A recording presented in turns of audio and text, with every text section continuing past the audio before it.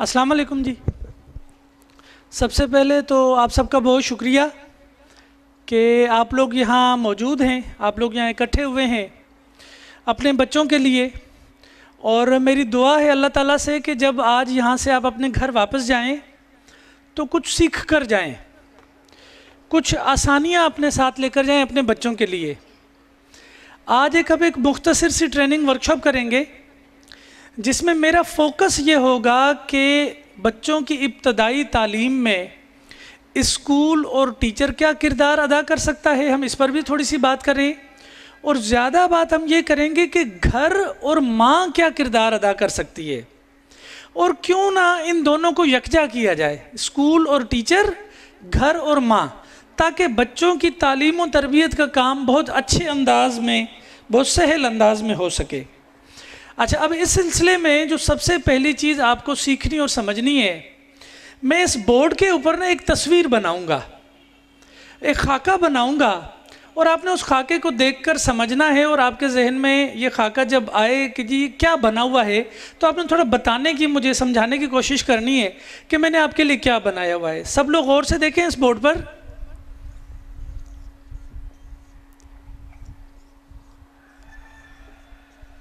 आपका क्या ख्याल है, मैंने क्या बनाया है बोर्ड पर? जी बताइए। कंप्यूटर बनाया है? सब लोगों का यही ख्याल है? गौर से देखें, कोई और चीज तो नहीं है? शेप्स बनी हुई है, सर कह रहे हैं। ट्रायंगल बना हुआ है, स्क्वायर बना हुआ है, सर्किल बना हुआ है। लेकिन आपने देखा मैंने मुख्तलिफ शेप्स को इकट्ठा किया तो वो आप कह रहे हैं कि कंप्यूटर भी बना हुआ है। मेरी ड्राइंग इतनी अच्छी नहीं है लेकिन सर ने पहचान लिया कि मैंने शेप्स बनाई है। एक और चीज़ बना रहा हूं मैं आपके लिए, ज़रा सब लोग तवज्जो से देखें और मुझे बताएं कि ये जो चीज़ मैंने आपके लिए बनाई है ये क्या हो सकती है? कौन बनी हुई है? और कोई चीज़? डायमंड बना हुआ है, वो बच्चों ने देखें बता दिया डायमंड बना हुआ है। खाने पीने की कोई और चीज़ लग रही है ये कौन के अलावा? सर पीस ऑफ केक या वो पिज़्ज़ा का भी एक पीस हो सकता है, लेकिन वैसे बच्चों ने पहचान लिया डायमंड बना हुआ है ये। वैसे मैंने बनाने की डायमंड की कोशिश की थी। ये तीसरी जो चीज़ बना रहा हूँ मैं, ये आखिरी है। ये टीचर से मुझे इसका जवाब चाहिए क्योंकि मेरी ड्राइंग इतनी अच्छी नहीं है और ये बच्चों की किताबों में बनी हुई होती है जो तीसरी चीज़ मैं अभी यहाँ बना रहा हूँ। टीचर ज़रा थोड़ी सी तवज्जो दें और मुझे बताएं कि ये मैंने क्या बनाने की कोशिश की है जो तीसरी चीज़ बोर्ड पर बनाई है। सर क्या लग रहा है? वो इधर इशारा कर रहे हैं, क्या है ये? ब्रेन, इंसानी दिमाग जो बच्चों की किताबों में बना हुआ कुछ इसी तरह से। अब हमारे पास बोर्ड पर तीन चीज़ें हैं, एक है कंप्यूटर और दूसरा है जी डायमंड और तीसरा क्या है? ब्रेन। अब इसको मैं अपने लफ्ज़ों में आपको आसान कर दूं। कंप्यूटर का मतलब है टेक्नोलॉजी, बिजली से चलने वाली चीज़। उसमें कंप्यूटर भी आ जाता है, मोबाइल फ़ोन भी आ जाता है, एलईडी भी आ जाती है, गाड़ी भी आ जाती है। मैं बात कर रहा हूँ जिस डिवाइस से आपके साथ आपको जो आवाज़ आ रही है ये भी टेक्नोलॉजी है। तो ये एक चीज़ हो गई टेक्नोलॉजी। दूसरा मैंने डायमंड बनाने की कोशिश की थी, कीमती चीज़ है। तो अगर मैं इसे आसान कर दूं तो मैं कहूँगा वेल्थ, दौलत। उर्दू में मैं दौलत लिख देता हूँ क्योंकि ये कीमती चीज़ है। अगर कंप्यूटर टेक्नोलॉजी है, डायमंड वेल्थ है, दौलत है, कीमती चीज़ है, तो सर दिमाग के बारे में यहाँ पर मुझे क्या लिखना चाहिए नीचे? दिमाग के बारे में सर क्या ख्याल है? क्या है? नॉलेज। हाँ, एक लफ्ज़ ये मुझे सुनाई दिया है, इन्होंने क्या कहा? Knowledge, information. मैं आप लोगों के लिए जदीद दौर में आसान कर दूं। सर जब हम स्कूल में पढ़ते थे ना तो मुझे याद पड़ता है कि हमें ज़्यादा याद करवाया जाता था। इसको 14 नुकात याद हैं, इसको 2 कौमी नज़रिया याद है, इसको कायदे-ए-आज़म के ऊपर पूरा मजमून याद है। तो हमें दिमाग से याद करवाया जाता था ज़्यादा, जैसे इंफॉर्मेशन या नॉलेज हम कहते हैं। लेकिन आज 21वीं सदी में 2023 में इसी दिमाग का इस्तेमाल हो रहा है। मैं यहाँ दूसरी चीज़ आपके सामने लिख रहा हूँ, आप ज़रा पढ़िएगा जो लोग पीछे बैठे हुए हैं। यहाँ मैंने इंग्लिश का एक लफ्ज़ लिखा है, क्या लिखा है ये? स्किल्स। इसको अगर उर्दू में मैं आपके लिए आसान कर दूँ तो इसका मतलब है महारत या महारतें। अब सर 20वीं सदी में दिमाग को यूज़ करते थे मेमोराइज करने के लिए, जिस इंसान को ज़्यादा चीज़ें याद होती थी उसे अक्लमंद, टैलेंटेड, कामयाब इंसान समझा जाता था। लेकिन मेरा ये मानना है, हम जिस दौर में अभी जी रहे हैं, जिसको ज़्यादा याद है, मैं नहीं समझता कि वो ज़्यादा कामयाब इंसान है। जिसकी दिमाग में स्किल्स ज़्यादा है, मैं समझता हूँ वो ज़्यादा कामयाब इंसान है। इसकी छोटी सी मिसाल ले लीजिए, खाना बनाने की रेसिपी अगर मैं याद कर लूँ, पूरी मुझे याद हो जाए, मैं आपको फर सुना दूं, इसका हरगिज़ ये मतलब नहीं है कि मैं किचन में जाकर खाना पका भी सकता हूं, बना भी सकता हूं। दिस मीन्स कि खाना पकाना, खाना बनाना किचन में वो स्किल है। जी ठीक है, वो स्किल है। ये यहीं रखनी है सर? अच्छा ठीक हो गया, ओके ठीक है सर, शुक्रिया। अच्छा, खाना बनाना, खाना पकाना एक स्किल है, लेकिन खाने की रेसिपी को याद करना वो पहले स्किल समझी जाती थी कि इसको याद है। ये जिनको चीज़ें याद होती थी वो खुद वो काम नहीं कर पाते थे। तो मेरा ये मानना है कि अब हमारी ज़िंदगी में 3 चीज़ें हैं, एक है टेक्नोलॉजी, दूसरा है दौलत और तीसरा है स्किल्स। अब अहम सवाल अभी पूछने लगा हूँ, हम बहैसियत कौम, हम बड़े पेरेंट्स जो यहाँ आज इस ट्रेनिंग में बैठे हैं, हम बहैसियत कौम हर वक्त इन तीनों चीज़ों में से कौन सी चीज़ हर वक्त हासिल करने की कोशिश में लगे रहते हैं? एज ए होल हम पाकिस्तानी सर इन तीनों चीज़ों में से कौन सी चीज़ के पीछे दौड़े जा रहे हैं? आंखें बंद करके गिरते हैं, फिर उठते हैं, फिर उसी के पीछे दौड़ रहे हैं। कौन सी चीज़ है जी? दौलत। एज ए नेशन हम सब लोग किसी भी तरह से, चाहे सही तरीका हो चाहे गलत तरीका हो, हम चाहते हैं कि हम दौलत हासिल कर लें। एग्री और नॉट? ऐसा ही है ना? अब दूसरा बड़ा अहम सवाल है, अगर आपको जिंदगी में एक मौका मिले, एक चांस मिले, एक मौका कि आप इन तीनों चीजों में से अपने बच्चों को कोई एक चीज दे सकते हैं, तवज्जो चाहता हूं आपको, और ये सबसे खास हिस्सा है हमारी वर्कशॉप का। अगर आपको जिंदगी में as a mother, as a father एक मौका मिले और आपसे पूछा जाए कि आप इन तीनों चीजों में से अपने बच्चों को सिर्फ एक चीज दे सकते हैं, बाकी 2 नहीं दे सकते, उसकी इजाजत नहीं मिलेगी, सिर्फ एक सिलेक्ट करना है, तो आप इन तीनों चीजों में से अपने बच्चों को क्या देना चाहेंगे? हाँ जी, स्किल्स देना चाहेंगे। अब ये सर कैसे हो सकता है कि हमारा रुझान दौलत की तरफ हो और हम चाहते हो कि हमारा बच्चा स्किल्स हासिल करे? कहते हैं ना कि वहां जाकर बैठकर चुप करके पढ़ो। अब खुद सास बहू का ड्रामा लगा हुआ है, उसकी एपिसोड निकली जा रही है और हम उसको कह रहे हैं कि तुम तवज्जो से पढ़ते क्यों नहीं हो? ऐसा है कि नहीं है? और फादर ज़ाहिर मसरूफ़ होता है कमाने के चक्कर में, उसके पास वक्त ही नहीं बच रहा कि अपने बच्चों को वो टाइम दे। हालांकि वैसे हम कहते हैं कि हमारी ज़िंदगी का हासिल, हमारा सरमाया हमारे बच्चे हैं, लेकिन हम असल में पैसों वाले सरमाए के पीछे पड़े रहते हैं, बच्चों इग्नोर हो जाते हैं, उनकी तालीम और तरबियत वो वक्त हम दे नहीं पाते। ये सर हो नहीं सकता कि हमारा रुझान हो दौलत की तरफ और हम बच्चों को रिक्वेस्ट करें या उनको सख्ती से कहें कि तुम स्किल्स हासिल करो। इसलिए अलमिया आज का ये है कि बच्चे तालीम उस तरह से हासिल नहीं करना चाहते, बच्चे स्किल्स उस तरह से हासिल नहीं करना चाहते। वेस्ट ऑफ टाइम बहुत ज़्यादा बच्चों की ज़िंदगी में आ गया है, क्योंकि वो हमें भी तो देख रहा है ना, हम भी तो, मतलब मैं आपसे पूछना चाहता हूँ कि घर में कौन से बच्चे ने रिनाला खुर्द में अपने माँ बाप को किताब पढ़ते हुए देखा होगा ज़िंदगी में?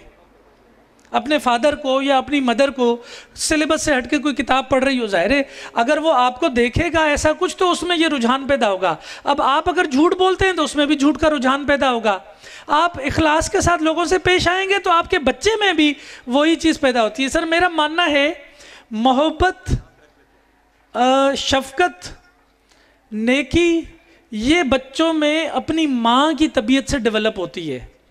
बहादुरी और सच बोलना ये बच्चों में अपने फादर से डेवलप होती है। तो अगर ये 2 चीज़ें आजकल के वालदेन में, 3 चीज़ें हैं तो गैर शौरी तौर पर बच्चों में वो डेवलप होंगी, और अगर कुछ और हैं तो वो डेवलप होंगी।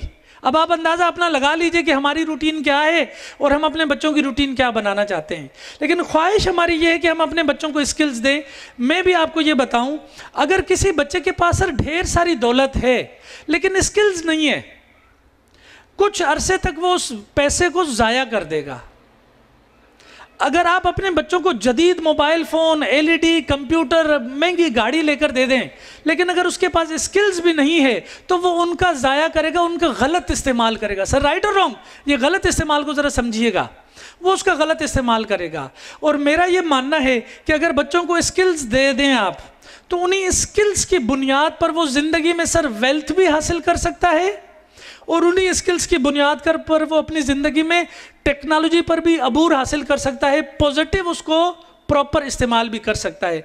तो मेरा ये मानना है कि हम जिस दौर में जी रहे हैं और आपके बच्चों के लिए जो आने वाला दौर है, उसमें बिलीव इट और नॉट कि दौलत और टेक्नोलॉजी ये हमारे लिए मसला बन गई है हमारी बच्चों की तालीम और तरबियत के हवाले से। माँ सबसे ज़्यादा परेशान मोबाइल फ़ोन से है सर आजकल। खुद तो यूज़ करना चाहती है लेकिन बच्चा छोड़ने को तैयार नहीं है। और जिन घर में अगर मोबाइल फ़ोन नहीं है तो वो बच्चा फिर भी कुछ बेहतर है, रिलैक्स है। अदरवाइज़ बच्चे इतना ज़्यादा मोबाइल फ़ोन देख रहे हैं कि वो जिस्मानी तौर पर भी और एसाबी तौर पर भी तबाह हो चुके हैं, बर्बाद हो चुके हैं। और वजह क्या है? टेक्नोलॉजी। हमें बड़ा शौक होता है बच्चे को टैबलेट लेकर दूं, बच्चे को अच्छा मोबाइल लेकर दूं, एलईडी पर उसको चैनल लगा कर दे दूं कि वो देखे। बज़ाहिर हमें लगता था कि हमको उसके साथ नेकी कर रहे हैं, लेकिन नेकी नहीं कर रहे, उस बेचारे को परेशान कर रहे हैं आप। क्योंकि उसकी concentration level videos, mobile, tablet, TV देख देख कर पढ़ाई की तरफ से उसकी कंसंट्रेशन लेवल ख़त्म हो गई है। अब उस तरह से बच्चा तवज्जो से फोकस करके पढ़ ही नहीं पा रहा है। पढ़ाई के वक्त भी मोबाइल चाहिए। अब तो बच्चे खाना तब खाते हैं जब मोबाइल माँ चलाएगी तो वो खाना खाते, वरना कहते मैं नहीं खाऊंगा। ऐसा है या नहीं है? ये अलमिया हो गया है। तो बाकी किसी छोटे मोटे काम के लिए बच्चों को कैसे कंसंट्रेशन डेवलप करेंगे? हमें टेक्नोलॉजी से और दौलत के बुरे असरात से अपने बच्चों को सबसे पहले बचाना है। ये ज़हन में रखिए। अच्छी तरबियत के लिए सर ये दोनों चीज़ें ज़रूरी नहीं है। गरीब भी अपने बच्चे की अच्छी तरबियत कर सकता है। आपकी और मेरी हम बचपन में कोई बड़े अमीर तो नहीं थे, हमारी तरबियत भी हुई, उसमें ना मोबाइल का किरदार था ना दौलत का किरदार था, लेकिन एक काम एक प्रोसेस से हो गया। तो अब हम सिर्फ बात करेंगे, मैं दो चीज़ें मिटाने लगा हूँ इस बोर्ड पर से, जिनके बारे में मेरा मानना है कि बच्चों की तरबियत में सर उनका कोई पॉजिटिव किरदार नहीं है। अगर बच्चों के पास बचपन में महंगी टेक्नोलॉजी नहीं है ना तो कोई इशू नहीं है, वो फिर भी अच्छी तालीम हासिल कर सकता है। खामखा इस मखमसे में ना रहें कि जब तक मैं अपने बच्चे को मोबाइल या टैबलेट या लैपटॉप लाकर नहीं दूंगी तो उसकी तालीम अच्छी नहीं हो सकती है। तो इस चीज़ को जहन से निकाल दें आप। Number 1 point. नंबर 2, जो मैंने वेल्थ और स्किल की बात की है, अगर अर्ली स्टेज पर ही बेजा दौलत का खर्च आप अपने बच्चों पर करते हैं तो इससे भी उनकी तबीयत में मसाइल और इश्यूज क्रिएट होते हैं, बिगाड़ आता है, फ़ायदा कोई नहीं होता।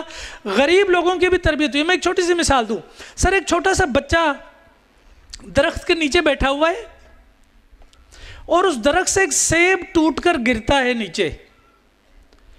अब वो जो भी बच्चा या बड़ा वो एक उस सेब टूटकर गिरने के अमल पर अपनी स्किल का इस्तेमाल करता है और उसे कोई असूल के तहत जो है ना उस पर रिसर्च करता है, आगे बात करता है और काम करता है। तो दुनिया में इनकलाब आ गया। उसका नाम याद है? वो जो सेब टूटकर गिरा था, जो नीचे बैठा हुआ था, आइंस्टाइन। क्या वो अमीर था सर? पैसे वाला था? क्या उसके पास ये Android phone, laptop, tablet, mobile कुछ था सर उसके पास? उसके पास ये दोनों चीज़ें नहीं थी। उसके पास क्या था? उसके पास स्किल्स थी। उसने दुनिया में इतना कमाल किया, आज तक उसका नाम है। तो मेरा मानना ये है कि ये दौलत और टेक्नोलॉजी अगर आप ज़रूरी समझते हैं बच्चे की तालीम और तरबियत के लिए, तो मैं नहीं समझता कि ये ज़रूरी है, बल्कि ये आपको परेशान कर रही हैं, बच्चे को परेशान कर रही हैं। हमें फोकस स्किल पर करना है। जिस दौर में हम जी रहे हैं ये स्किल का दौर है, ये मार्कशीट का दौर नहीं है, ये मेमोराइज करने का, याद करने का दौर नहीं है। हमें स्किल चाहिए बच्चों में।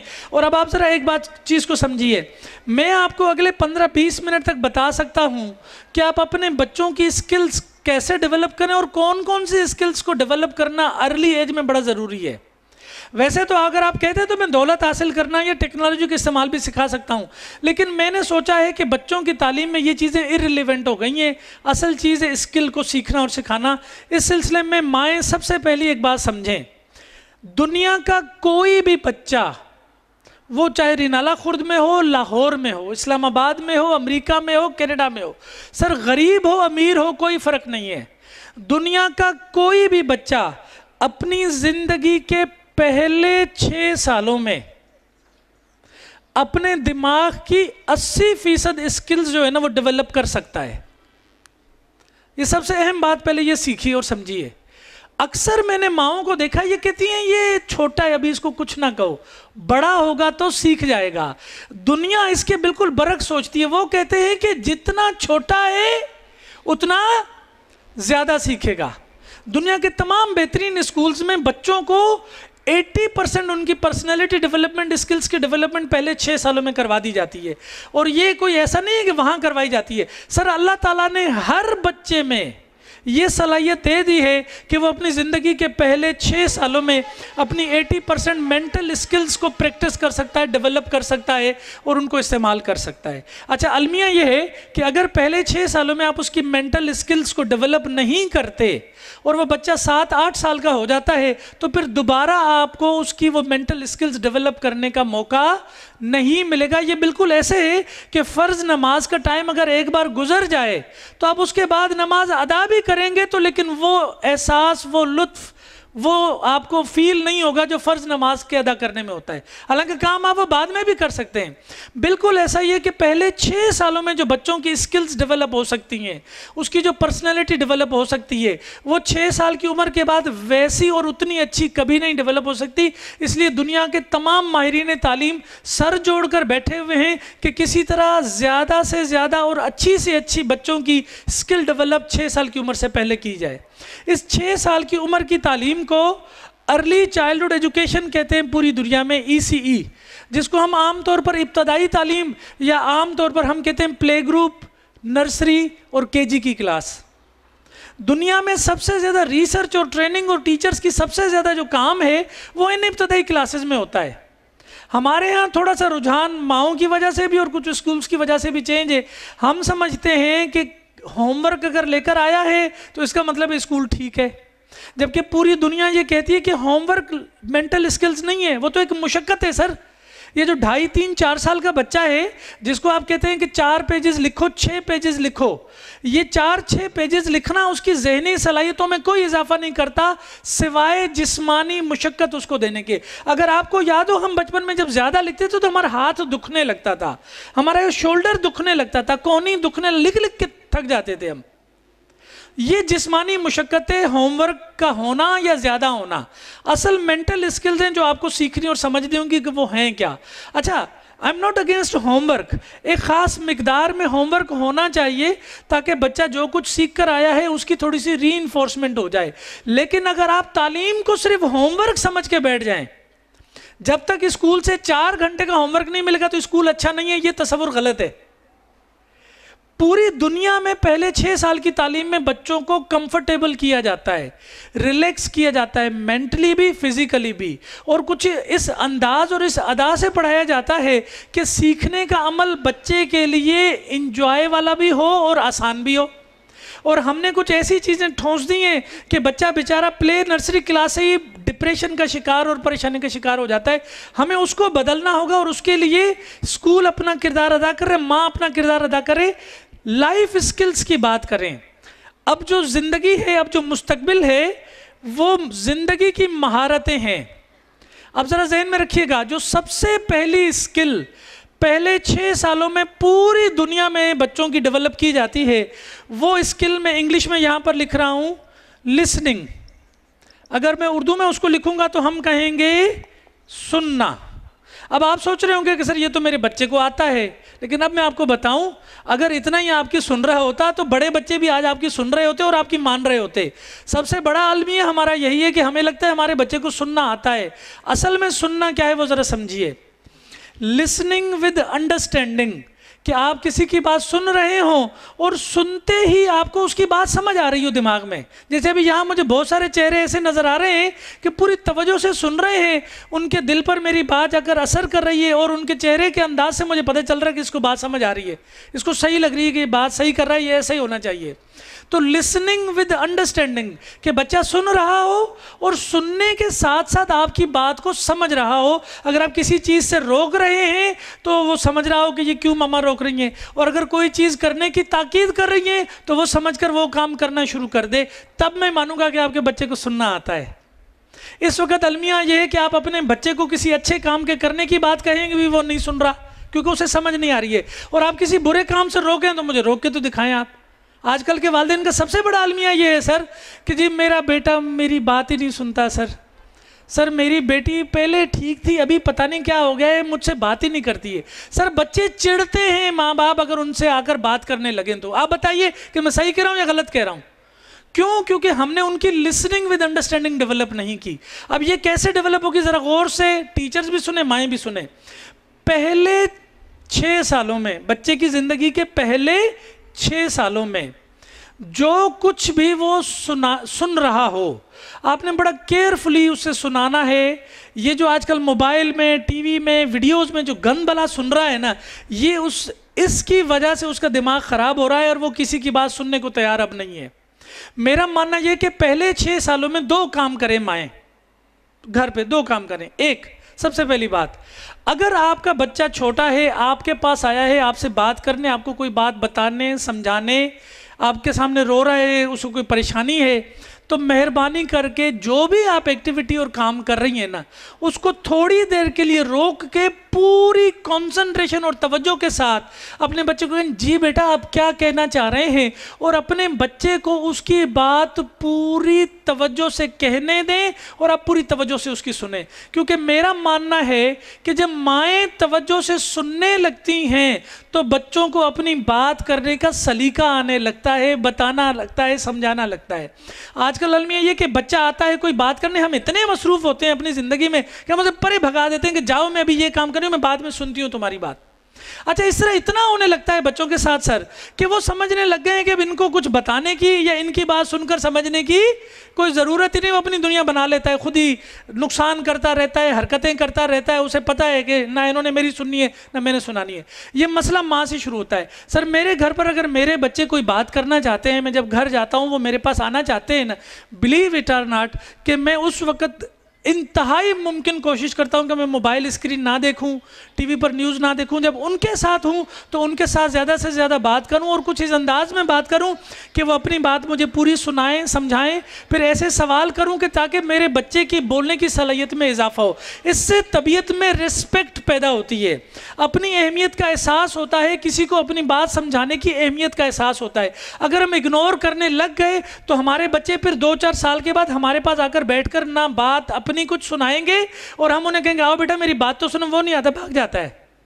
इस वक्त अलमिया ये वजह, क्योंकि हम मसरूफियत की वजह से बच्चों के साथ प्रॉपर बात नहीं करते। खुदा के लिए टाइम निकालें, थोड़ी तवज्जो निकालें। और 6 साल की उम्र में, आई एम नॉट सेइंग कि सर सारी जिंदगी, मैं आपको खसूसी तौर पर कह रहा हूं कि पहले 6 साल में जो माँ बाप अपने बच्चों के साथ केयरिंग होंगे, नाइस होंगे, लविंग होंगे, प्रॉपर तरीके से बैठकर उसकी बात सुनेंगे, अपनी बात उसके सामने प्रॉपर तरीके से कहेंगे, अजीब व गरीब अल्फाज नहीं कहेंगे, बुरे अल्फाज नहीं कहेंगे, अपनी बात बच्चे को पूरी कहने का मौका देंगे, आप अपनी बात पूरी समझाने का मौका देंगे, तो बच्चों में लिसनिंग की कॉन्सेंट्रेशन डेवलप होगी। अदरवाइज इसके अलावा जो चीज़ें आजकल देख रहे हैं ना, ये इनकी लिसनिंग की कॉन्सेंट्रेशन को बिगाड़ रही है, खराब कर रही है, डेवलप नहीं कर रही है। और अगर माँ की बात ही सुनकर नहीं समझ रहा तो जिंदगी का क्या फायदा? मुझे तो ये समझ आता है। यही माएँ बाद में परेशान होती है कि हमारा बच्चा हमारी बात नहीं सुनता है, हमसे दूर भागता है, चिढ़ लगती है बच्चों को। वजह क्योंकि हमने एक खास मौके पर उनको टाइम नहीं दिया। तो पहले 6 सालों में सबसे पहले लिसनिंग करवाएं। और एक छोटा सा काम करें, अगर माएँ जो पढ़ी लिखी हैं जो ये काम कर सकती हैं, अगर पॉसिबल हो, अगर मुमकिन हो, तो बड़े बच्चों की कोई किताब उठाएं कहानियों की, या मार्केट में अवेलेबल सिलेबस से हटके कोई कहानियों की किताबें हैं, या बच्चों की दुनिया, तालीम व तरबियत, नौनिहाल, ज़हीन, फूल, सर ये मैगज़ीन जो मंथली आते हैं, अगर आपने बच्चों के देखे हो, हमने तो बचपन में पढ़े थे, ये मंथली मैगज़ीन लें बच्चों के लिए और अपने साथ बिठाकर अपने 2 साल, 2.5 साल, 3 साल, 4 साल के बच्चों को उन किताबों से कुछ कहानियाँ पढ़कर सुनाएं। क्या कहा मैंने? कहानियाँ पढ़कर सुनाएं। बच्चे को नहीं कहना तुम पढ़ो, माँ पढ़ेगी, फादर पढ़ेगा। कम से कम डेली बच्चों की जिंदगी में एक कहानी माँ पढ़े शाम में और एक फादर पढ़े, ताकि बच्चों की लिसनिंग की कंसंट्रेशन डेवलप हो। और इससे जो बड़ा काम हासिल होता है वो बच्चे को किताब से सर मोहब्बत पैदा होती है। हमारा इस वक्त अलमिया ये कि सिलेबस की किताब ही मजबूरन बच्चा पढ़ता है। सिलेबस से हटके किताब पढ़ना ये तो हमारे मुआशरे में राइज ही नहीं है ना, रिवाज ही नहीं है कि सिलेबस से हटके भी कोई किताब पढ़ी जाती है। मतलब ये अनोखी सी बात है पाकिस्तान में। जबकि आप पूरी दुनिया में चले जाएं सर, वहाँ बच्चे अपनी डेली रूटीन का 20 से 25% वक्त सिलेबस की किताबों के साथ गुजारते हैं और 60-70% वो अपनी डेली रूटीन का टाइम सिलेबस से जो हटके किताबें होती हैं उसके साथ गुजारते हैं। वजह उनकी माओं ने, उनके पेरेंट्स ने घर में बच्चों के लिए छोटी छोटी कहानी की किताबों की लाइब्रेरी बनाई, शेल्फ में लाकर रखी, बच्चों को वो किताबें गिफ्ट की, बच्चों को मंथली लाकर दी, वो सब्सक्रिप्शन ले ली ऐसे मैगजीन की जो बच्चों के मैगजीन होते हैं ताकि माना आए और वो बच्चा पढ़े। और आप खुद जब तक बैठकर पढ़कर सुनाएंगे नहीं, उसकी कंसंट्रेशन लिसनिंग की डेवलप नहीं होगी। और मेरा ये मानना है कि बहादुर लोगों की, सच्चे लोगों की, ईमानदार लोगों की कहानियां जो हम बचपन में सुनते हैं ना, वो गैर शऊरी तौर पर हमेशा के लिए हमारी शख्सियत का हिस्सा बन जाती हैं। बड़े होकर आप ज़बरदस्ती किसी को ईमानदार नहीं बना सकते सर। बचपन में कोई वाकया, कोई कहानी, कोई किस्सा उसे ईमानदार बना सकता है जो उसके जहन पर असर कर गया था। आप बड़े होकर ज़बरदस्ती किसी को सच बोलने पर राग़िब नहीं कर सकते हैं, लेकिन बचपन से उसने किस्से, कहानियाँ, वाक़यात ऐसे ज़िंदगी में ऑब्जर्व किए जिससे वो कभी भी झूठ नहीं बोलता, वो हमेशा सच्ची बोलता है। और आपकी तबीयत पर भी कहानियों ने बचपन में जो असर डाला था, आज वही आप सामने यहाँ बैठे हुए हैं। कुछ ना कुछ ऐसी बचपन में कहानियाँ थीं जो हमारी गैर शऊरी तौर पर हमारी शख्सियत का हिस्सा बन गई हैं। तो ये कहानी पढ़कर सुनाना सबसे बड़ी तरबियत है अपने बच्चे की। लिसनिंग करेगा तो लिसनिंग की मदद से बच्चों में दूसरी सलाहियत डेवलप होगी और वो है स्पीकिंग की, बोलना। अब जरा ये भी ज़हन में रखिए, आप तो कहते होंगे कि मेरे बच्चे को तो बोलना आता है। अब असल बात क्या है सर, अपने ख्यालात का इजहार करना बोलकर। ये दोबारा बता रहा हूं मैं। बच्चा कह रहा है मैंने ये याद कर लिया है, मुझसे सुन लें। मैं इसकी बात नहीं कर रहा कि मैंने ये याद कर लिया, मुझसे सुन लें। आप बच्चे से कहें कि बेटा आपने जिस टॉपिक पर याद किया है ना, उस टॉपिक के बारे में अपने ख्यालात का इजहार करके दिखाएं मुझे।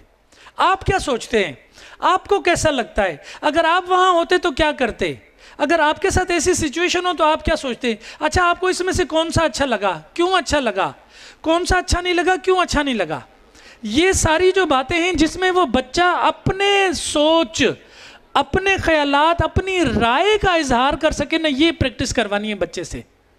और अलमिया हमारा ये है कि हम उसे कहते हैं सिलेबस में जो जवाब तुम्हें हमने बताया है ना, तुमने उतना ही याद करना है, उससे आगे एक लफ्ज़ ना याद करना है ना उससे पीछे। तो सिलेबस का जवाब याद करना, उसके एग्ज़ाम को पास करने की ज़रूरत है।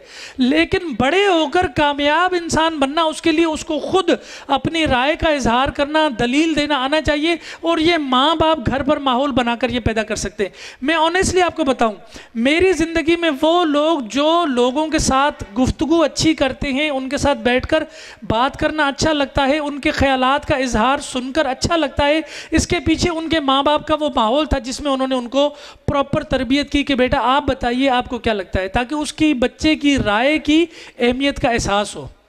चाहे मैं अक्सर टीचर्स को ट्रेनिंग कराता हूं तो मैं उनको कहता हूं, बच्चा अगर गलत भी कोई बात कर रहा हो, बात पूरी दुरुस्त ना भी हो, तो उसे ये ना कहा करें कि तुमने गलत कहा है, बेटा आपने बहुत अच्छी बात की, इसको मज़ीद बेहतर यूं किया जा सकता है, ताकि बच्चा अपने ख्यालात को और बेहतर अंदाज में लोगों के सामने पेश कर सके।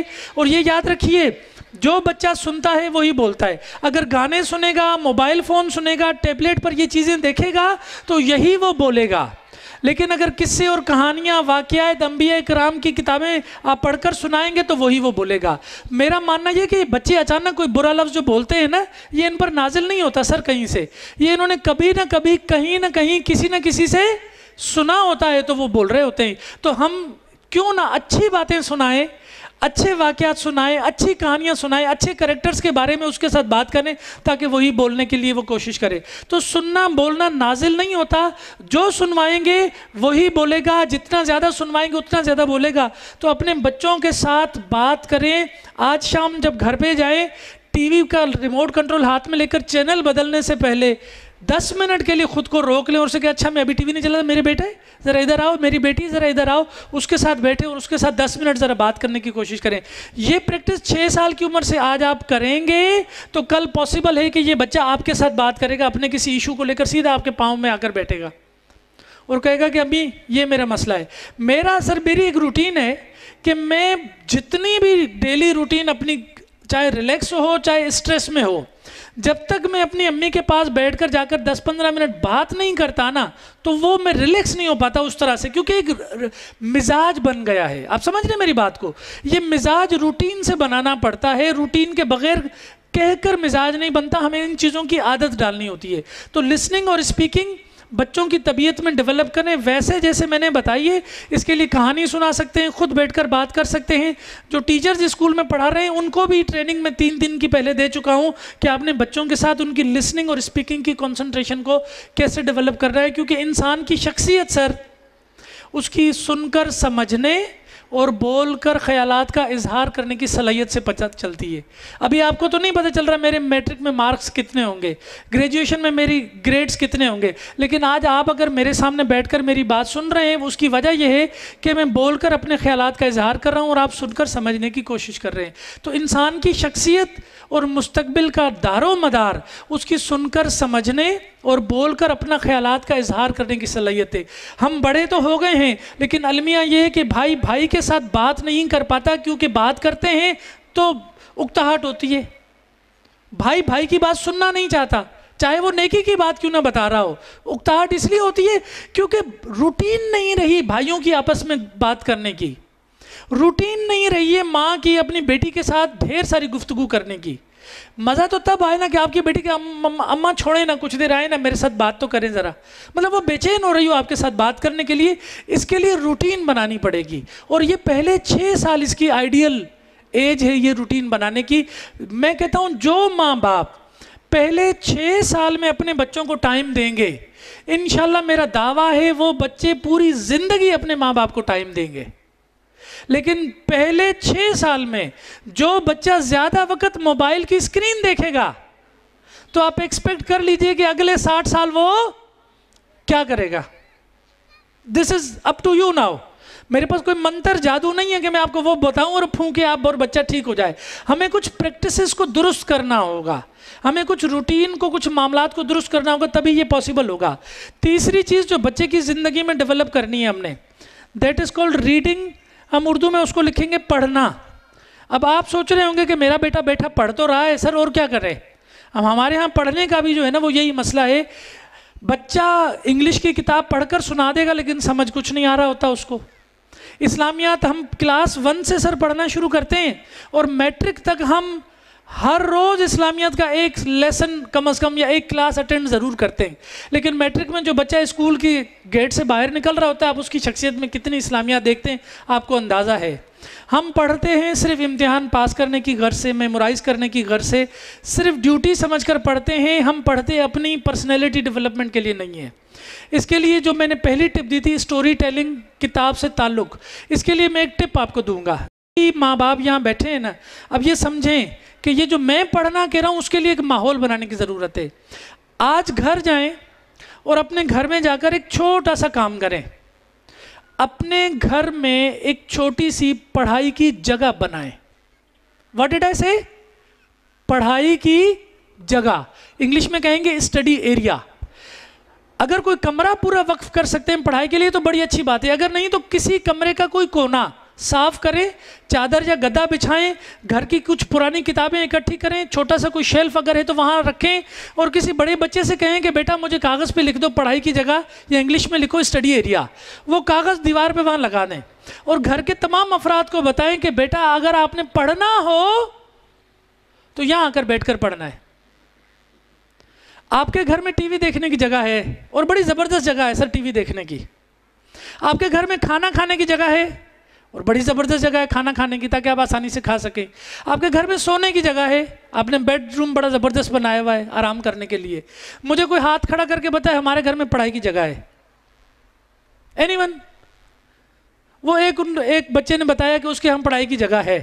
अदरवाइज बाकी जो 200 लोग बैठे हुए इनके घर में सर बाकी सब कुछ है, लेकिन पढ़ाई की जगह नहीं है, और बच्चे के पीछे भागते रहते हैं, पकड़ पकड़ के उसको बिठाने की कोशिश करते हैं। पढ़ते क्यों नहीं हो? आओ बैठो, पढ़ते क्यों नहीं हो? अब समझ आए पढ़ना क्या है? हमें पढ़ाई की जगह बनानी होगी, ताकि जब पढ़ने की ज़रूरत पेश आए तो वहाँ जाकर बैठकर पढ़े। उस जगह पर बैठकर पढ़ने से कंसंट्रेशन डेवलप होती है। देखिए, हम अल्लाह की इबादत तो दुनिया की हर जगह कर सकते हैं। हम यहीं पर बैठकर अल्लाह की इबादत कर सकते हैं, मैं नमाज अदा कर सकता हूँ। लेकिन मस्जिद क्यों बनाई गई इबादत के लिए? ताकि इंसान बाकी मामलात से थोड़ा दूर जाकर पूरी तवज्जो और कंसंट्रेशन से जाकर अल्लाह की इबादत करे। सर एग्री और नॉट? तो जब अल्लाह की इबादत में, जो कि कहीं भी वैसे अल्लाह की पूरी दुनिया हम कर सकते हैं, लेकिन उसके लिए भी स्पेशल जगह बनाई गई ताकि तुम पूरी तवज्जो से मेरी इबादत करो। तो ये जो ज़िंदगी में डेली रूटीन में पढ़ाई की जगह है वो है नहीं घर में, तो बच्चे की पढ़ाई की कंसंट्रेशन कैसे डेवलप हो? टीवी के सामने बैठकर पढ़ेगा तो टीवी देखने का दिल करता है। हमारे साथ ऐसा होता है ना, हम टीवी के सामने बैठते हैं तो जब तक टीवी ऑन नहीं होती हमें बेचैनी होती है। ऐसा है कि नहीं है? खाने के टेबल पर बैठते हैं तो क्या दिल करता है? सर कुछ पेश किया जाए। ऐसा है कि नहीं है? जो मर्द हज़रात बैठे उन्हें अंदाज़ा होगा, बेगम समझ आती है कि वो जो वहाँ जाके बैठा है ना इसे कुछ चाहिए, वो हम वहाँ पर वो खाने के लिए कुछ पेश कर देते हैं। ऐसा है कि नहीं है? अच्छा, बेडरूम में जाते हैं तो ज़ाहिर है नेचुरली ज़रा आराम करने का दिल करता है, रिलैक्स करने का दिल करता है। तो अगर पढ़ाई की जगह बनी हुई हो और पढ़ाई की जगह पर जाएंगे तो क्या दिल करेगा? क्योंकि ये जगह ही पढ़ाई की, तो यहाँ पढ़ने का कंसंट्रेशन बढ़ेगा।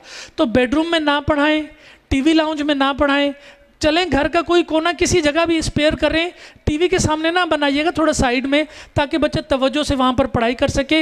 इसको पढ़ाई कहते हैं। वो पकड़ पकड़ के बिठाना होमवर्क करवाने के लिए वो पढ़ाई नहीं है। पढ़ाई वो है कि बच्चा खुद कहे, जाकर अपनी जगह पर बैठे, मम्मा मुझे पढ़ाई करनी है, मैं स्टडी एरिया में जा रहा हूँ। ये जुमला जिस दिन आपने अपने घर में सुन लिया ना, आपने कमाल कर दिया। मामा मैं स्टडी एरिया में बैठा हूँ, ज़रा यहाँ आए मेरे पास। मतलब ये जहन में रखें, हमें पढ़ाई की जगह बनानी होगी। और ये कोई खर्चे का काम तो नहीं है, घर का कोई कोना बस आपने पढ़ाई के लिए बनाना। चंद किताबें इकट्ठी करके वहाँ रख दें, पढ़ाई की जगह लिख दें ताकि पता हो पढ़ाई की जगह। अक्सर देखा है नमाज की जगह लिखा होता है। वो नमाज की जगह क्यों लिखा होता है? ताकि तवज्जो से यहाँ फोकस करके आप जाके नमाज पढ़ सके। खाने की जगह, सोने की जगह, इसी तरह पढ़ाई की जगह, उसको मैं पढ़ाई कहूँगा। अदरवाइज बाकी जो पढ़ाई है ज़बरदस्ती पकड़ के बिठाने वाली, वो पढ़ाई नहीं है। पढ़ाई की जगह पर बच्चा खुद जाकर बैठकर पढ़ेगा तो कंसंट्रेशन डेवलप होगी, ये पढ़ाई है। और चौथा और आखिरी स्किल जो 6 साल की उम्र से पहले डेवलप करनी है वो है राइटिंग, लिखना। ये चौथी लाइफ स्किल है। इंसान का दारो मदार, उसकी कामयाबी और नाकामी का दारो मदार इन 4 चीज़ों पर है। वो सुनकर समझता कैसा है, वो बोलकर अपने ख्यालात का इजहार कैसे करता है, क्या पढ़ने का शौक़ है उसको कि नहीं, पकड़ के तो नहीं बिठा रहे ज़बरदस्ती पढ़ाने के लिए। और चौथा और आखिरी काम मैंने कहा है लिखना। अब ज़रा यहाँ जहन में रखिएगा, सर पूरी दुनिया में एक टर्म यूज़ होती है, उसको कहते हैं creative writing. What did I say? Creative writing. जबकि हमारे मुल्क पाकिस्तान में जो टर्म यूज होती है वो है कॉपी राइटिंग। क्या कहा मैंने? Copy writing. कॉपी राइटिंग से पता चल रहा है कि कुछ कॉपी करके राइट आपने करना है। जबकि पूरी दुनिया में क्या चीज़ यूज होती है? Creative writing. क्रिएटिव राइटिंग का मतलब ये है कि खुद से तख्लीक करके आपने कुछ लिखना है। अब मेरे पास 2 बच्चे हैं यहाँ पर आपके सामने पेश करने के लिए। एक बच्चा आकर कहता है कि सर मैं आपको ना कायदे-ए-आज़म के 14 नुकात सारे लिख कर दिखा दूंगा, मुझे कागज़ और पेन दे। उसने नुक्ता नंबर 1 2 3 4 14 पॉइंट सर बिल्कुल एज इट इज़ जैसे किताब में लिखे हुए ना, लिख के दिखा दिए आपको। ये है कॉपी राइटिंग। अच्छा, दूसरा बच्चा कहता है कि सर अगर आप कहते हैं तो 14 नुकात के बारे में मैं कुछ आपको लिख कर देता हूँ कि मैं उसके बारे में क्या सोचता हूँ, मेरी राय क्या है। किसी एक नुक्ते के बारे में या सारे नुक्तों के बारे में मैं आपको खुद से कुछ लिख कर दिखा सकता हूँ। आप उसे कलम और कागज़ दें, वो अपनी राय का इजहार करेगा कि ये 14 नुकात मैंने पढ़े तो मुझे इसमें से ये चीज़ समझ आई, मेरा ख्याल है ये नुक्ता यूँ ठीक है, इस नुक्ते के बारे में मेरी राय ये है। ये जो मैं भी आपके सामने बयान कर रहा हूँ इसको क्रिएटिव राइटिंग कहते हैं। और पूरी दुनिया में बच्चों को सर प्राइमरी क्लासेस के अंदर 1 2 3 4 5 तक जो क्लासेज हैं, पहली से लेकर 5वीं तक क्रिएटिव राइटिंग्स करवाई जाती हैं। वहाँ पर कॉपी राइटिंग नहीं होती। कॉपी राइटिंग सिर्फ पाकिस्तान में होती है। अच्छा, मैं देखूं तो सही कैसा लिखा है। हाँ, किताब में भी हाँ बड़ा खूबसूरत लिखा है। ये कॉपी राइटिंग है सर, ये कॉपी राइटिंग है। और वहाँ दुनिया के वो लोग कहते हैं लिखा हुआ कैसा खूबसूरत है, इस पर इतना फोकस ना करें, खुद से सोचकर लिख रहा है इस पर फोकस करें ताकि उसमें क्रिएटिविटी की स्किल डेवलप हो। अगर आप कॉपी राइटिंग ही करवाते रहेंगे तो बच्चे में क्रिएटिविटी कभी डेवलप नहीं होगी। और मेरा मानना यह है कि 15 साल बाद जब आपके बच्चे बड़े होकर प्रैक्टिकल लाइफ में आएंगे ना, तो तब तक दुनिया में सिर्फ वो लोग सरवाइव कर सकेंगे जो क्रिएटिव होंगे सर। जिनकी तख्लीकी सलाहियतें डेवलप होंगी स्कूल की मदद से। जो सिर्फ रिप्रोड्यूस कर सकेगा, कट कॉपी पेस्ट कर सकेगा, वो 10, 12, 15 साल के बाद दुनिया में उसे कोई काम नहीं मिलेगा, उसे कोई इदारा रखने को तैयार नहीं होगा। क्योंकि अभी से ही क्रिएटिविटी, इनोवेशन, थिंकिंग, डेवलपमेंट, ये सब चीज़ें हमारी डेली रूटीन का हिस्सा बन गई हैं। मैं अगर यहाँ आकर और स्लाइड खोल के बस वो लाइन ब लाइन पढ़ता रहता तो शायद मैं वो तासुर कायम ना कर पाता आप पर। ये क्रिएटिविटी है जो आगे चलकर आपको सरवाइव करवाएगी इस दुनिया में। और मेरा मानना यह है कि आने वाले दौर में पेन और कागज़ ही क्रिएटिविटी बन जाएगा, जो क्रिएटिव काम कर सकेगा। तो कॉपी वर्क करवाएं, I am not against copy work, लेकिन आप लोग शायद ये समझते हैं कि जितना ज़्यादा रट्टा लगाकर याद करके वैसा ही लिखेगा यही कामयाबी है। सिर्फ यही कामयाबी नहीं है। कभी उसे कलम और कागज़ दें और उसे कहें कि बेटा आज के अपने पूरे दिन के बारे में कुछ लिख के दिखाओ। और अगर वो ये कहे कि मामा मैंने तो कुछ याद ही नहीं किया, तो फिर आप समझ जाइए कि ये 21वीं सदी के मुताबिक तैयार नहीं हो रहा, ये 20वीं सदी में पड़ा हुआ है। लेकिन अगर वो कहे हाँ मामा मैं अभी लिख के दिखा देता हूँ, और आपको 5-6 लाइनें लिख कर दिखा दे, चाहे उनकी तरतीब ठीक ना हो, लेकिन डेली रूटीन के कोई काम लिख दे, तो आप उसे कहें वेल डन, एक्सीलेंट बेटा, आपने ज़बरदस्त काम किया है। यहाँ से रुझान बनता है। सर कोई भी चीज़ कोई टैबलेट मेडिसिन खाने से नहीं आ जाती, हमें रुझान बनाना पड़ता है बचपन से। पहली क्लास से, प्रेप क्लास से हमें रुझान बनाना पड़ेगा कि वो क्रिएटिव राइटिंग की तरफ आए।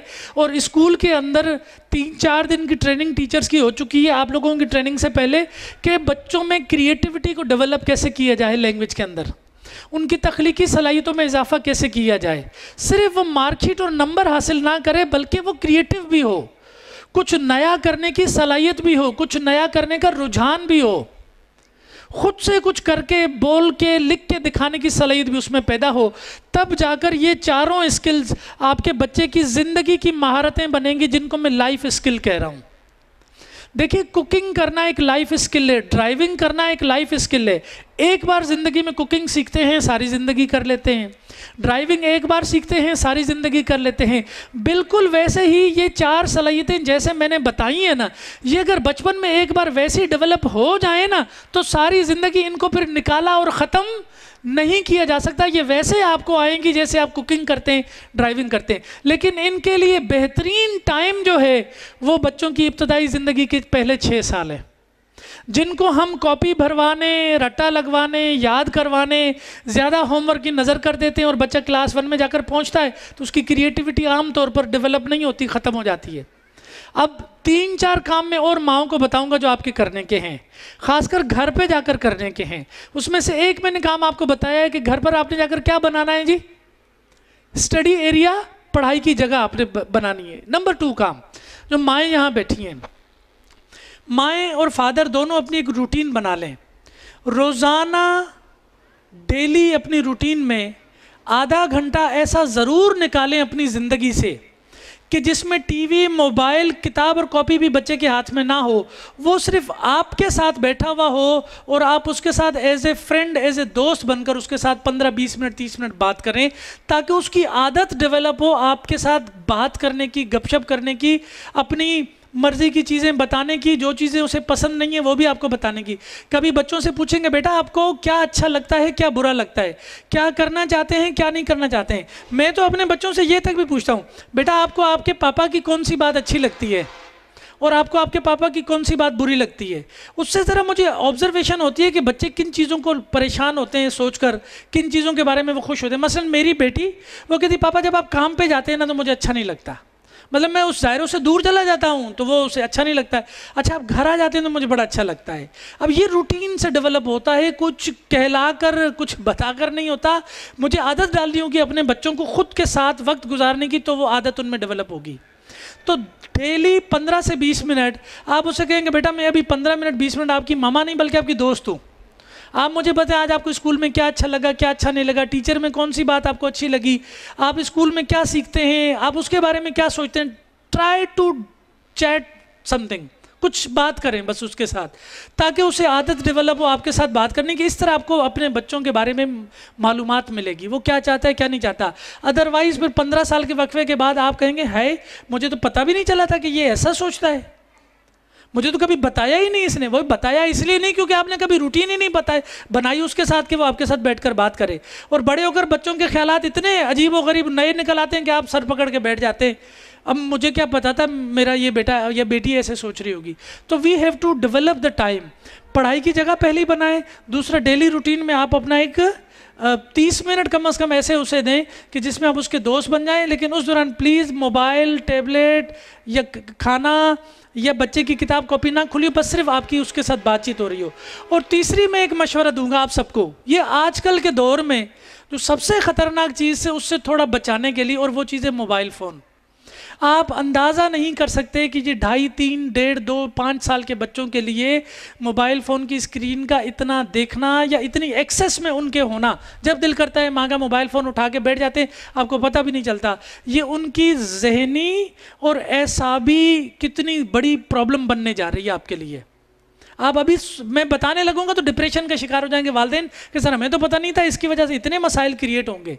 इससे बचाने के लिए मैं आप सबको एक टिप देता हूं, क्योंकि मेरे अपने बच्चे भी हैं और मैंने ये प्रैक्टिस करके देखा है घर पर, तो ये पॉसिबल हुआ है। देखिए, अक्सर मैंने देखा है कि माएँ जब खाना बना लेती हैं और बच्चे को कहती हैं आओ बेटा खाना खाओ, तो मोस्टली आजकल के दौर में मैंने देखा बच्चा कहता मैंने नहीं खाना। जिस वक्त आप खाना बनाकर उसे देना चाहती हैं वो उस वक्त खाना नहीं चाहता है। फिर आप पकड़ कर, बड़े बच्चों को भी देखा है, अच्छा मैं तुम्हें मोबाइल देती हूँ, बैठो तो सही, मैं तुम्हें खिलाती हूँ। एग्री और नॉट? ऐसा हो रहा है ना? फिर वो हम सामने मजबूरन बिठाकर उसको खाना खिला रहे होते हैं। ये रूटीन बन गई है। नंबर 2, बेटा आप पढ़ते क्यों नहीं हो, बैठो पढ़ाई करो। वो पढ़ना भी नहीं चाह रहा। अगर टीवी स्क्रीन आपने लगा दी है तो वो 3 घंटे, 4 घंटे, 6 घंटे भी बच्चों का असर, इतनी स्टेमिना डेवलप हो गई कि वो देखे जा रहा है। हम उसको देखकर थक गए लेकिन वो उससे नहीं थका। एम आई राइट और रॉन्ग? और आप जब उसे कहें नहीं बस करो, बहुत तुमने देख ली है, सर वो जितनी ज़्यादा स्क्रीन देखेगा ना उतना ज़्यादा स्क्रीन के साथ चिपकता है वो, और उतना ज़्यादा वो एंग्जाइटी, गुस्से का शिकार होता है, माँ से लड़ता है, रोता है। ऐसा है कि नहीं है? आप परेशान हो जाते हैं कि अब मैं हाँ करूँ कि ना करूँ, इसको क्या करूँ। तो इससे बचने के लिए मैं अपनी ज़िंदगी की प्रैक्टिस और आपको एक बेहतरीन मशवरा दे रहा हूँ, आप इस पर अमल करें। आप अपने छोटे से बड़े बच्चे जितने भी घर में हैं, हर बच्चे का उसकी डेली रूटीन का एक टाइम टेबल बनाएं। टाइम टेबल, कागज़ लें किसी बड़े बच्चे से, उसको कहें बेटा बैठो, मैंने आपके छोटे भाई का ना टाइम टेबल बनाना है, ठीक है? उस टाइम टेबल पर अगर लिखवा सकते हैं तो बहुत अच्छी बात है, लेकिन कम से कम अपने जहन में बनाएं।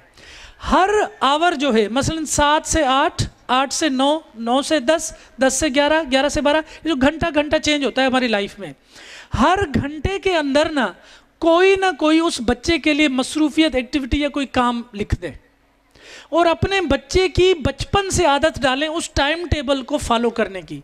मेरे घर पर आप आएँ तो मेरे बच्चों ने सर अपने अपने टाइम टेबल ऊपर नाम लिख कर ना दीवार पर चिपकाए हुए हैं। थोड़ी देर के बाद भागकर मेरे पास आते हैं कि पापा मेरा अभी जो है ना ये खेलने का टाइम शुरू होने वाला है, मेरा टीवी देखने का टाइम ख़त्म होने वाला है। या आमतौर पर जब वो टीवी देख रहे होते हैं तो मैं उनका टाइम टेबल चेक करता हूँ कि 4 से 5 बजे अगर टीवी देख रहे हैं तो 5 बजे अगर उनका कोई और टाइम शुरू होने वाला है तो मैं जाकर बेटा 5 बजने वाले हैं, आपके टीवी देखने का टाइम ख़त्म होने वाला है, क्योंकि आपका वो दूसरे काम का टाइम शुरू होने वाला है। तो आप हर घंटे में कोई ना कोई एक्टिविटी लिखें। अच्छा, उसमें ही टीवी देखने का भी टाइम लिखें, उसी में फिजिकल खेलने का भी टाइम लिखें, उसी में पढ़ने का भी टाइम लिखें, उसी में खेलने का भी टाइम लिखें, उसी में आराम करने का भी टाइम लिखें, उसी में स्टोरी टेलिंग का भी टाइम लिखें, उसी में आपके साथ बैठकर दोस्त बनकर बात करने का भी टाइम लिखें। But there should be everything. कोई घंटा खाली नहीं होना चाहिए, कोई ना कोई सोच के एक्टिविटी उसमें लिखें, दीवारों पर वो कागज़ लगाएं और अपने बच्चों की आदत डालें कि बेटा आपने इस रूटीन के मुताबिक चलना है।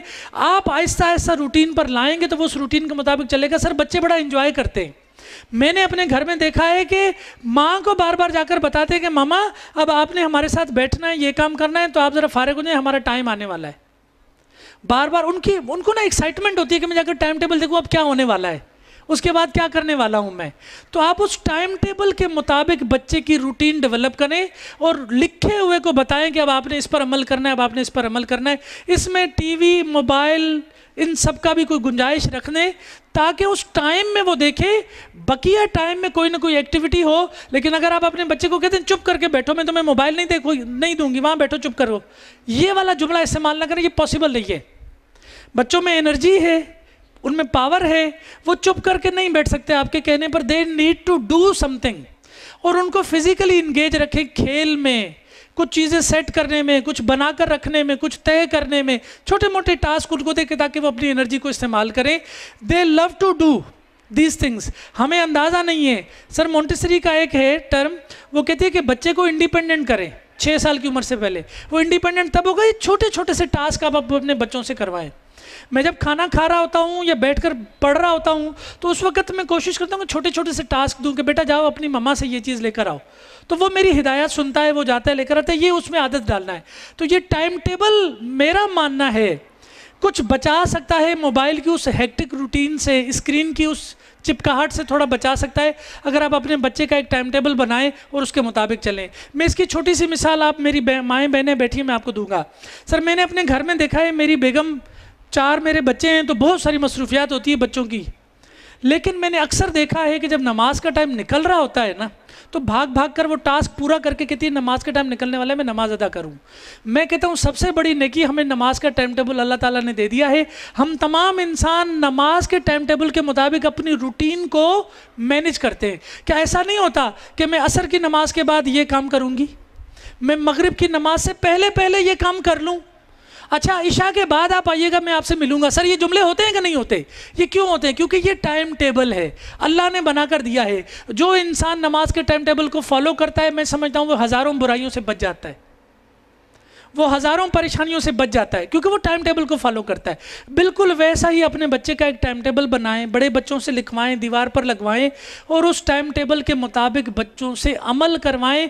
6 साल की उम्र से पहले सर जो बच्चा टाइम टेबल के मुताबिक रूटीन बना लेता है ना, पूरी ज़िंदगी वो वक्त की कदर करता है, टाइम के बगैर वो कोई काम नहीं करता और टाइम की उसी को कदर होती है। और आजकल जो हम बड़े हो गए हैं, हमें टाइम टेबल की कदर इसीलिए नहीं है क्योंकि बचपन से हमारी ज़िंदगी में टाइम टेबल कभी बना ही नहीं। हम 10 बजे पहुंचने वाले 12 बजे क्यों पहुंचते हैं सर? अभी तक लोग आ रहे हैं इस ट्रेनिंग में पीछे। द पॉइंट इज़ कि हमें कभी टाइम टेबल मैनेज करना, टाइम टेबल बनाना, उसके मुताबिक ज़िंदगी। सर मैं 9 बजे पूरे पहुंचा था, 1 सेकंड ना इधर था ना 1 सेकंड इधर था, मैं 9 बजे यहाँ इनके ऑफिस में मौजूद था। द पॉइंट इज़ इसमें मेरा कोई कमाल नहीं है, मेरे पेरेंट्स ने टाइम टेबल का मॉडल रखा घर में, मैंने उसी को अमल किया। अब मैं अपनी लाइफ को, रूटीन को मैनेज करता हूँ कि टाइम के मुताबिक चलूँ। आप अपने बच्चों को मोबाइल से सिर्फ एक शर्त पर बचा सकते हैं, आप उसका टाइम टेबल बनाएं और हर घंटे में कोई ना कोई एक्टिविटी, काम हो। अदरवाइज अगर 2, 4, 3, 6 घंटे फारिग है ना बीच में, तो वो मोबाइल और स्क्रीन के पीछे जाएगा, आप उसे बचा नहीं सकते। उसमें नमाज का टाइम भी हो, पढ़ाई का टाइम भी हो, खेलने का टाइम भी हो, खाने का टाइम भी हो, आराम करने का भी टाइम हो। जब आप टाइम टेबल बनाने लगेंगे ना, मैं दावे से कहता हूँ कि आपके पास काम ज़्यादा आ जाएंगे और टाइम कम होगा आपके पास, आप कहीं ना कहीं उसको मैनेज करेंगे। ये एक टिप है जिससे मैंने अपने बच्चों को स्क्रीन से बचाया है। एक ख़ास वक्त के लिए वो स्क्रीन देखते हैं, उसके बाद उन्हें पता होता है कि उन्होंने कोई और काम करना है, कोई ना कोई मसरूफियत है। उस मसरूफियत की रूटीन बन जाने के बाद उनसे वो रूटीन छूटती नहीं है। जैसे जिन माओं की रूटीन बन गई है नमाज़ पढ़ने की, चाहे तूफ़ान, सैलाब, आंधी भी आ जाती है, लेकिन वो अपनी टाइम पर नमाज अदा करती हैं। ये रूटीन है, ये मिजाज है। अल्लाह ताला की सुन्नत में भी रूटीन है। रूटीन आपसे दिन सर आता है, सुबह सूरज, और फिर शाम में वो वापस चला जाता है। रूटीन ही मैनेजमेंट है, रूटीन ही साइंस है, रूटीन ही स्किल है। तो अब अपने बच्चे के लिए तीसरा काम ये करें कि आप टाइम टेबल बनाएं और उस टाइम टेबल में मोबाइल, टीवी, खेलना, खाना, सोना, आराम करना, उसको मेंशन कर दीजिए। बड़े बच्चों से लिखवाइए ताकि बच्चे इस पर अमल करें। इसके अलावा मुझे 22 साल के तजुर्बे में मोबाइल से बचाने के लिए कोई और तरीका सर मेरी प्रैक्टिस में तो नहीं आया। आपके पास अगर है तो मुझे बताइएगा, मैं वो ट्राई करके देखूंगा। लेकिन ये एक है जिससे थोड़ा सा स्क्रीन टाइमिंग रिड्यूस की जा सकती है, ख़त्म नहीं की जा सकती लेकिन कम की जा सकती है। आप ये चौथा काम करें, तीसरा काम करें। अब रिपीट कर देता हूँ मैं अपने 3 काम। पहला मैंने आपसे कहा कि आपने एक घर में पढ़ाई की जगह बनानी है। रिपीट इसलिए कर रहा हूँ क्योंकि हमें ज़रा आदत होती है भूल ना जाएं। दूसरा काम मैंने क्या कहा था? दूसरा काम मैंने ये कहा था कि आप 10 से 15 मिनट, 20 मिनट अपने बच्चों के साथ बैठकर दोस्ती करें, उसके साथ बातचीत करें। तीसरा काम जो रूटीन के बारे में मैंने आपको बताया, एक टाइम टेबल बनाएं। वो माएँ जो चाहती हैं कि उनके बच्चे किताब से मोहब्बत करें, सिलेबस से हटके किताब पढ़ें और स्कूल, कॉलेज और यूनिवर्सिटी छोड़ने के बाद भी किताब से ताल्लुक़ जोड़े रखें। तो वो माएँ अपने बच्चों को किताब गिफ्ट करें, घर में किताब की लाइब्रेरी बनाएं, घर में किताब पढ़ने की जगह बनाएं। ये घर में रूटीन बनेगी तो बच्चे में रुझान बनेगा। अदरवाइज स्कूल की मदद से होमवर्क तो दिया जा सकता है, असेसमेंट की तैयारी तो करवाई जा सकती है, लेकिन किताब से मोहब्बत करने के लिए घर में किताब के लिए रूटीन बनानी चाहिए। ये आखिरी काम सबसे ज़रूरी, दिसंबर में इस स्कूल में 3 दिन मैंने टीचर्स की यहाँ ट्रेनिंग कंडक्ट की है और उन 3 दिनों में मैं उन्हें यह सिखाता रहा कि क्लासरूम में जब बच्चा आपके साथ हो तो आपने कौन से जदीद तरीका तदरीस इस्तेमाल करके उसे ज़बान सिखानी है। हर्फ, लफ्ज़, जुमला और इबारत, ये 4 चीज़ें हैं जो बच्चों को प्ले ग्रुप, नर्सरी, प्रेप में सिखाई जाती हैं। इंग्लिश में हम कहते हैं letter, words, sentence and text, इबारत। इन 4 चीज़ों को इब्तदाई ज़िंदगी में सिखाने के लिए दुनिया का जो बेहतरीन तरीक़ा तालीम है उसको इंग्लिश में कहते हैं फोनिक्स या उर्दू में कहते हैं सौती तरीक़ा तदरीस। या अगर और आसान कर दो तो इसका मतलब है बच्चों को आवाज़ों से सिखाना। किससे सिखाना? आवाज़ों से सिखाना। अगर आप लाहौर, इस्लामाबाद में चले जाएं, वहाँ पर जो इलीट क्लास के स्कूल्स हैं, मतलब जहाँ एक बच्चे की फ़ीस 30,000, 40,000, 50,000 एक महीने की प्ले ग्रुप की, नर्सरी की है, वहाँ पर ये फोनिक्स का तरीका तालीम, आवाज़ों का तरीका तदरीस पढ़ाया जाता है। इस स्कूल इंतज़ामिया ने 3 दिन की फोनिक्स मेथड के ऊपर अपने टीचर्स को यहाँ डिटेल से ट्रेनिंग करवाई है। अब यहाँ के टीचर्स बहुत इक्विप्ड हैं, ट्रेंड हैं, तरबियत याफ्ता हैं इस फोनिक्स के जदीद तरीका तदरीस को क्लासरूम में पढ़ाने के हवाले से। बहुत केयरफुली ये जानते हैं कि हर्फ कैसे पढ़ाना है, लफ्ज़ कैसे बनाने हैं, जुमला कैसे बनेगा, इबारत कैसे बनेगी और सिखाने की तरतीब क्या होनी चाहिए, असेसमेंट कैसे लेनी है बच्चों की। वीडियोज़ क्लासरूम में दिखाकर उनको सिखाया जाएगा कि बच्चा आवाज़ कैसे सीखे, वर्ड मेकिंग कैसे करे। अब इनको एक सपोर्ट की ज़रूरत है। सपोर्ट ये कि माँ बाप अभी भी समझती हैं कि वो एक रिवायती पुराना तरीका है, बच्चा अलिफ बे याद करता होगा, ABCD लिखता होगा तो वो सीखता होगा, लेकिन दुनिया उससे बहुत आगे चली गई है। अब फोनिक्स साउंड्स और आवाज़ों से पढ़ाया गया है। बचपन में मैंने पढ़ा था बे से बत्तख, फोनिक्स में मुझे पता चला कि ये बत्तख होता है। बचपन में मैंने सीखा था पे से पतंग, तो फोनिक्स में हमें बताया कि पतंग होता है। जीम से जहाज़ पढ़ते थे तो फोनिक्स में पता चला जहाज़ पढ़ाया जाता है। इंग्लिश में जैसे हम पढ़ते थे सी फॉर कैट, लेकिन फोनिक्स ने हमें बताया कि यह है ख कैट, ख कैरेट, ख कैंडल, ख कप। ये दुनिया का बेहतरीन और महंगा तरीका तालीम है, पूरी दुनिया में ये राइज है। टीचर्स तरबियत याफ्ता हैं, करिकुलम यहाँ का फोनेटिक है। अब माओ से एक रिक्वेस्ट है कि आप जब घर पर अगर बच्चे को खुद बैठकर पढ़ाने लगें तो आपको थोड़ी सी फोनिक्स की नो हाउ होनी चाहिए कि आपका बच्चा स्कूल से सी फॉर कैट पढ़कर नहीं आया, बल्कि वो पढ़कर आया है ख कैट। वो स्कूल से बे से बत्तख पढ़कर नहीं आया, बल्कि वो पढ़कर आया है बत्तख। तो आप भी इसी तरीके से उसकी मदद करें, number 1। Number 2, play group, nursery, prep में अगर आपका बच्चा पढ़ रहा है तो मेरा ओपिनियन ये है कि माएँ खुद थोड़ा सा फोनिक्स सीखें। आजकल तो एप्लीकेशंस फोनिक्स की आ गई हैं, गूगल पर जाकर लिखे फोनिक्स लिखा हुआ आ जाता है। बच्चों ने ऐसी पोएम्स डाउनलोड की होती हैं जिसमें फोनिक्स लेटर्स की साउंड्स होती हैं, हरूफ की आवाज़ें होती हैं। माएँ थोड़ा सा सीखें, क्योंकि ट्यूशन टीचर को फोनिक्स नहीं पता। वो अलिफ अनार बे बकरी पे पतंग, A for apple, B for ball, C for cat पढ़ाती है। अब आपका बच्चा इस जदीद स्कूल में इस महंगे तरीके तालीम से फोनिक्स पढ़कर आपके पास घर आएगा तो या तो पहले आप सपोर्ट करें फोनिक्स से, नंबर 2 अगर ट्यूशन टीचर के पास भेजते हैं तो उससे ये फोनिक्स नहीं पता। इसलिए मैं हमेशा ये कहता हूँ कि पहले 6 सालों में माँ और बाप ज़्यादा उसे टाइम दें, 1 के बाद आप ट्यूशन पर भेज दें। लेकिन प्री प्राइमरी क्लासेस में माँ सीख ले कि फोनिक्स कैसे पढ़ाते हैं, आवाज़ें क्या होती हैं, उसके लिए बेहतरीन तरीका तदरीस स्कूल में राइज कर दिया गया है। टीचर से आकर आप सीख सकते हैं, खुद रिसर्च कर सकते हैं। स्कूल के पास वो वीडियोज़ हैं जिसमें आपका बच्चा किताब के हर सफ़े को सीखेगा कि फोनिक्स से कैसे सीखना है। वो आपसे शेयर की जाएंगी ताकि आपको भी अंदाज़ा हो कि फोनिक्स से कैसे पढ़ाना है। तो आपने सपोर्ट ये करनी है कि स्कूल में अगर फोनिक्स से सीख रहा है तो घर पर भी माँ फोनिक्स से ही पढ़ाए, पुराने तरीके से ना पढ़ाए, अदरवाइज बच्चा डबल माइंडेड होता है। और इसी फोनिक्स तरीके से पढ़ाने से आपका बच्चा नर्सरी में वर्ड मेकिंग करेगा। ज़रा सुनिएगा तवज्जो से मुझे।